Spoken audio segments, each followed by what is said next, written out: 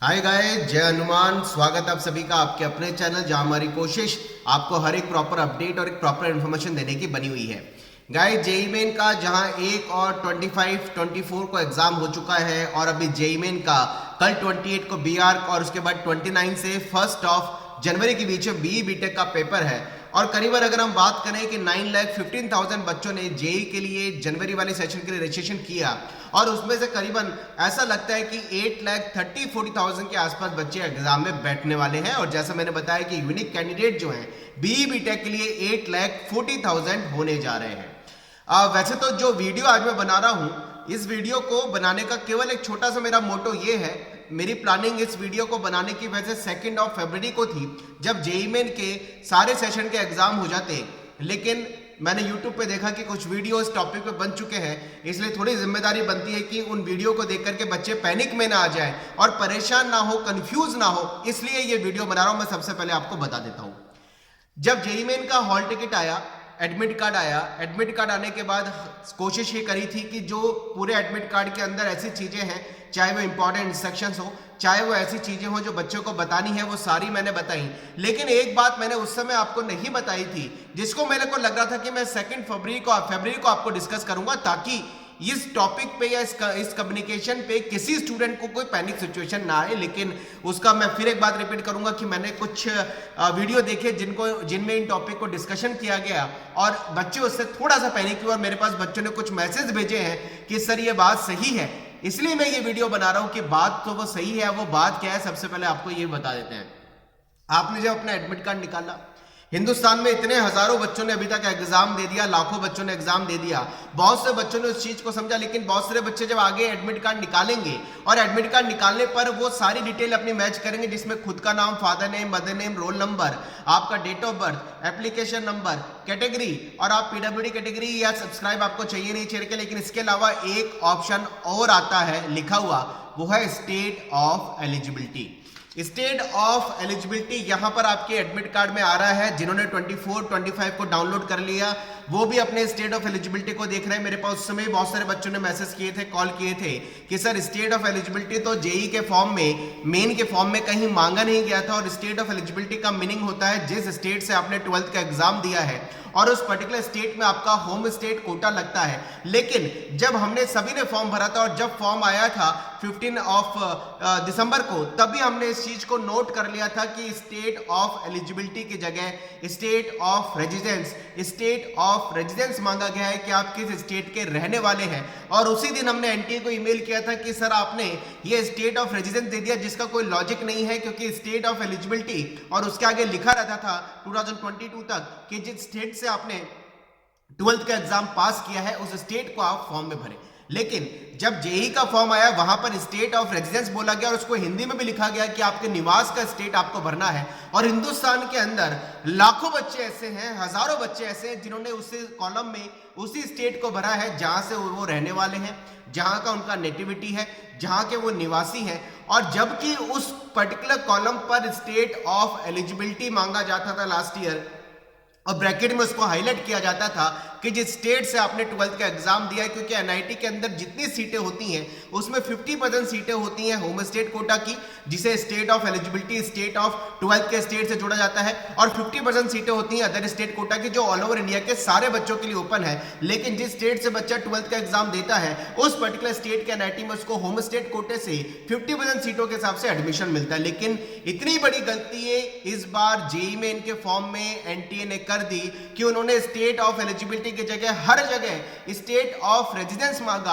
और जब बच्चा फॉर्म भरता गया, लास्ट की स्टेप में उसको जो जितनी बार भी वेरीफाई कराया, आप सबको पता है कि आपने father name, mother name, date of birth ये बार बार चेक करके टिक की थी। वहां पर लास्ट के स्टेट में उसको लास्ट की जो स्टेप थी फॉर्म भरने की, वहां पर फिर मांगा गया, फिर बोला गया कि आपने स्टेट ऑफ एलिजिबिलिटी चेक कर ली है, और लोगों ने उसको टिक करके फॉर्म को आगे बढ़ गए। और मैंने जब फॉर्म आया था उसके लिए एक वीडियो बनाया था जिसपे 1 लाख, 1.25 लाख के आसपास अभी तक व्यूज हो चुके हैं। उसमें मैंने अपोज किया था इस चीज को कि यहां पर आपने स्टेट ऑफ एलिजिबिलिटी क्यों बोला, मांगा क्यों नहीं है, आपने स्टेट ऑफ एलिजिबिलिटी की जगह स्टेट ऑफ रेजिडेंस क्यों लिखा है, और इसमें बच्चों को क्या फायदा, क्योंकि स्टेट ऑफ रेजिडेंस का तो किसी भी एनआईटी में कोई कोटा नहीं होता है।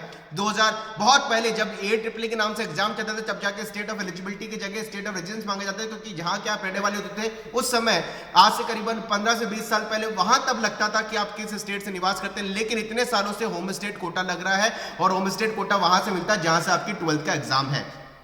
अब इन्होंने करा क्या है, अब इन्होंने जब एडमिट कार्ड रिलीज किया, ये फॉर्मेट पूरा एडमिट कार्ड का पिछले कई सालों से है, और उसमें स्टेट ऑफ एलिजिबिलिटी में उस स्टेट को ले लिया है जिस स्टेट से बच्चे ने लिए भरा था फॉर्म के अंदर, कि उसने स्टेट ऑफ रेजिडेंस जहां भरा था, चाहे वो उसने 12th कहीं और से करी, लेकिन उसने ये समझ के भरा था कि गवर्नमेंट हमसे मांग रही है कि हम कहां से बिलोंग करते हैं, हम किस स्टेट के निवासी हैं, हम कहां के रहने वाले हैं, और बच्चों ने वहीं पर उसी स्टेट को भरा जिस स्टेट के वो रहने वाले हैं। और जबकि जेईई मेन ने एडमिट कार्ड जब रिलीज किया 2023 का, उसको स्टेट ऑफ एलिजिबिलिटी उस कॉलम में से डेटा उठा लिया जिस स्टेट के वो रहने वाले, उन्होंने फॉर्म में भरा और उसको स्टेट ऑफ एलिजिबिलिटी नोट कर दिया। इस कारण से कई सारे बच्चों ने मुझे अप्रोच किया था उस समय जब एडमिट कार्ड आया था 24, 25 का, और अभी जब आगे 29 का आया, 30 का है, आज भी कई बच्चों ने मुझे मैसेज किया कि सर आपने स्टेट ऑफ एलिजिबिलिटी में इन्होंने उस स्टेट को उठा लिया जो उन्होंने फॉर्म में स्टेट ऑफ रेजिडेंस मांगा था। मैं सारे बच्चों को कहना चाहूंगा, प्लीज इस चीज से अभी आपको पैनिक नहीं होना है। ये एनटीए की इतनी बड़ी गलती है, इतनी बड़ी गलती है। मैंने पहले दिन भी जब फॉर्म आया था तब भी कहा था कि यार ये एनटीए ने करा क्या, स्टेट ऑफ रेजिडेंस मांग ले जिसका कोई औचित्य नहीं है, कोई लॉजिक नहीं है, क्योंकि स्टेट ऑफ डोमिसाइल से कोई मतलब नहीं होता, स्टेट ऑफ रेजिडेंस से कोई मतलब नहीं होता। स्टेट ऑफ एलिजिबिलिटी जहां से 12th करती है किया जाता है उस स्टेट का होम स्टेट कोटा लगता है। तो ये गवर्नमेंट की प्रिंटिंग मिस्टेक मत बोलिए, टेक्निकली ये कह सकता हूं कि इन्होंने प्रिंटिंग मिस्टेक नहीं बोल सकता, क्योंकि इतने बड़े लेवल पे इतने 9 लाख बच्चे फॉर्म भरे, प्रिंटिंग मिस्टेक रुक जाए तो फिर तो कोई मतलब नहीं है। ये जरूर कहीं ना कहीं इनसे कुछ ऐसी एरर हुई है जिसमें वर्टिकली जो फॉर्मेट था फॉर्म का उसको इन्होंने गलत बना दिया और स्टेट ऑफ एलिजिबिलिटी को रिप्लेस मार दिया स्टेट ऑफ रेजिडेंस से, और बच्चों का स्टेट उठा लिया जिस स्टेट से उन्होंने स्टेट ऑफ रेजिडेंस भरा है।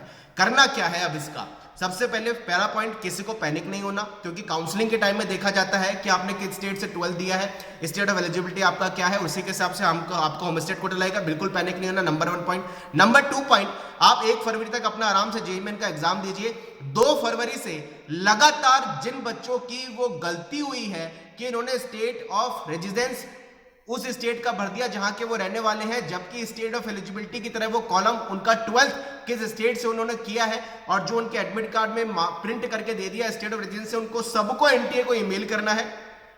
मैं समझ रहा हूं कि हिंदुस्तान में करीबन कई हजारों नहीं, शायद ये लाखों से भी ऊपर बच्चे हो सकते हैं जिनका स्टेट ऑफ डोमिसाइल या स्टेट ऑफ रेजिडेंस दूसरे स्टेट के रहने वाले होते हैं और वो किसी दूसरे स्टेट से आके 12th का एग्जाम देते हैं। खासकर दिल्ली, खासकर कोटा, खासकर इंडिया के अंदर 2 स्टेट ऐसे जहां से बाहर का बल्क में बच्चा आकर के 11-12 करता है, और दिल्ली में तो बहुत सारे बच्चे जाके 11-12 करते हैं, जबकि रहने वाले कहीं और के वो होते हैं और वो फॉर्म में स्टेट ऑफ रेजिडेंस वहां का भरते हैं जहां के वो रहने वाले जो उन्होंने मांगा है। तो सबसे पहला पॉइंट, किसी को पैनिक नहीं होना। दूसरा पॉइंट, 2 फरवरी से लगातार एनटीए को ईमेल करना है सारे बच्चों को जिनकी ऐसी गलती हुई है कि उन्होंने स्टेट ऑफ रेजिडेंस में उस स्टेट को भर दिया जहां के वो रहने वाले हैं और जो उनके एडमिट कार्ड पे स्टेट ऑफ एलिजिबिलिटी की तरह प्रिंट आया है जो उनके 12th का होना चाहिए था। तो नंबर 2 सबको ईमेल करना है एनटीए को। नंबर 3 ये करना है कि जब अप्रैल के लिए रजिस्ट्रेशन फॉर्म खुलेगा 7 फरवरी को, अगर वो करेक्शन विंडो इसके लिए खोलते हैं कि वो state of domicile, state of residence को चेंज करने का ऑप्शन खोल देते हैं, तो सब बच्चों को उस स्टेट को भरना चाहिए जहां से उन्होंने 12th का एग्जाम दिया। लेकिन कब, पहले वो एनटीए से उसके ईमेल का कंफर्मेशन ले ले और ज्यादा से ज्यादा ईमेल करिएगा इस पॉइंट पे, क्योंकि ये काउंसलिंग के टाइम में बच्चों के लिए प्रॉब्लम हो सकती है कि उनका state of domicile, state of eligibility दोनों को सेम कर दिया, बल्कि वो अलग अलग थे। उन्होंने कहीं और से 12th किया था और रहने वाले कहीं और के थे। जो फॉर्म जिन्होंने आज से जहां से उन्होंने 12th किया था वो फॉर्म में दे नहीं पाए क्योंकि एनटीए ने मांगा स्टेट ऑफ रेजिडेंस। तो नंबर 1 पैनिक नहीं होना। नंबर 2 2 फरवरी से एनटीए को लगातार ईमेल करिएगा जिन बच्चों के साथ ऐसी प्रॉब्लम आई है, ताकि हजारों नहीं लाखों में समझता हूं बच्चे हो सकते हैं इसमें, जो गवर्नमेंट तक ये बात जाए कि यार ये हमारी इतनी बड़ी गलती हो चुकी है, इतनी बड़ी हमारी गवर्नमेंट ऑटोनोमस बॉडी, लेकिन हमसे इतनी बड़ी गलती हो गई फॉर्म बनाने में कि हमने स्टेट ऑफ रेजिडेंस मांग लिया जबकि वो स्टेट ऑफ एलिजिबिलिटी लिखा जाता है। हर साल लिखा जाता था स्टेट ऑफ एलिजिबिलिटी, ब्रैकेट में लिखते थे जिस स्टेट से, जिस यूनियन टेरिटरी से आपने 12th का एग्जाम दिया वो आप भरे, लेकिन इस बार मांग लिया स्टेट ऑफ रेजिडेंस। और हमें तो डे 1 से क्लिक हो गया था यार कि फॉर्म में स्टेट ऑफ रेजिडेंस का तो लॉजिक बनता ही नहीं है, ये तो कोई पॉइंट मांगने का, डेटा मांगने का कोई काम ही नहीं है, क्योंकि स्टेट ऑफ डोमिसाइल आपको नहीं मांगना है, आपको मांगना है स्टेट ऑफ एलिजिबिलिटी जिस स्टेट से आपने 12th का एग्जाम दिया, जो आप तक अभी आप मांगते थे और जिसके बेस पे आप होम स्टेट कोटा लगाते थे। तो गाइस इस पर्टिकुलर टॉपिक पे मैं इसलिए डिस्कशन से बच रहा था, मैं सोचा था कि 1 फरवरी तक सारे बच्चों के एग्जाम हो जाए, अननेसरी बच्चों के एग्जाम में कंफ्यूजन क्यों डालें। लेकिन यूट्यूब पे कुछ वीडियो बन गए, मुझे लगा ये बात बतानी चाहिए आपको। मैं 2 फरवरी को ये वीडियो बनाने वाला था, पहले आपको बता दूं, लेकिन अभी फिर रिपीट करता हूं। जहां तक ये बात बच्चों तक पहुंचे या जो बच्चे मेरे इस वीडियो को सुने, वो बिल्कुल पैनिक ना हो, बिल्कुल भी परेशान ना हो। लेकिन ये टेक्निकल बहुत बड़ी प्रॉब्लम है जो मुझे आपको बतानी, वैसे मेरी जिम्मेदारी बनती है, मैं हर एक पॉइंट बताता हूं, चाहे वो गवर्नमेंट की मिस्टेक हो, चाहे वो फॉर्म रिलेटेड इन्फॉर्मेशन से रिलेटेड मिस्टेक हो, चाहे वो कोई भी इंपॉर्टेंट पॉइंट हो, मैं आपसे डिस्कस जरूर करता हूं। ये टॉपिक मेरे को 2 फरवरी को डिस्कस करना था, लेकिन मेरे पास बहुत सारे बच्चों ने मेल किए, उन्होंने यूट्यूब पे बहुत सारे वीडियो देखे, जिससे वो थोड़ा कंफ्यूज हो गया कि सर आपने टॉपिक पे हमसे बात नहीं करी, हमारे से भी गलती हो चुकी है। कमेंट बॉक्स में मुझे जरूर लिखते जाइएगा, क्या आपने स्टेट ऑफ एलिजिबिलिटी जो एडमिट कार्ड पे दिया है, ये स्टेट आपने वही भरा है जिस स्टेट से आप रहने वाले हैं, और आपने दूसरे स्टेट से 12th का एग्जाम दिया है? मुझे कमेंट बॉक्स में जरूर लिखते जाए। पैनिक नहीं होना। नंबर 2, आपको 2 फरवरी जब आपका जेई आराम से हो जाए, जिनका हो गया 24-25 को एनटीए को ईमेल कर सकते हैं, लेकिन जिनका सारे बच्चों का 1 फरवरी तक हो जाएगा, वो आराम से एनटीए को ईमेल करिएगा कि यार आपने फॉर्म में हमसे मांगा था स्टेट ऑफ रेजिडेंस, हमने भर दिया जिस स्टेट के हम रहने वाले हैं, और हमारा जब आपने एडमिट कार्ड दिया उसमें स्टेट ऑफ एलिजिबिलिटी को उस स्टेट से आपने काउंट कर लिया जिस स्टेट से हम रहने वाले हैं, ये आपने गलत किया। ऐसे आप एनटीए को जरूर मेल करिएगा। उम्मीद करता हूं कि जब ये फॉर्म खुलेगा अप्रैल के लिए 7 फेब से 7 मार्च, पूरा 1 महीने का टाइम है। गवर्नमेंट को करेक्शन विंडो सबके लिए खोलनी पड़ेगी, खोलनी भी चाहिए, ताकि बच्चे इस ऑप्शन पे जाकर के वो अपने इस ऑप्शन को करेक्ट करें, लैंग्वेज करेक्ट करें, और बच्चा उस ऑप्शन पे जाकर के अपनी 12th का स्टेट फॉर्म में भरे। चलिए गाइस, मिलते रहेंगे करियर के सारे अपडेट के साथ। प्लीज बिल्कुल भी पैनिक नहीं होना, क्योंकि ये स्टेट ऑफ एलिजिबिलिटी वाली जो पॉइंट है, ये आपको काउंसलिंग के टाइम में बहुत ज्यादा यूज आएगी, वही काम आएगी। उससे पहले कोई इस स्टेट ऑफ एलिजिबिलिटी का ऑप्शन काम में नहीं आने वाला। तो काउंसलिंग आपकी 19 जून से चालू है, 6 महीने का टाइम है। एनटीए को अपन 2 फरवरी से बच्चे ईमेल करेंगे, और गवर्नमेंट कहीं ना कहीं ये 7 फेब को जब अप्रैल वाले रजिस्ट्रेशन के लिए फॉर्म खोलेगी, तो पूरा 1 महीने के लिए फॉर्म आएगा 7 फेब से 7 मार्च के बीच में, तब ये कहीं ना कहीं करेक्शन विंडो खुलेगी, तो बच्चे इसको सही कर पाएंगे। Wish you all the best, मेहनत करते रहिए। जय हनुमान। कमेंट बॉक्स में मुझे जरूर लिखिएगा ये ऑप्शन आप में से कितने बच्चों का गलत हुआ है। Thank you. जय हनुमान। Bye bye.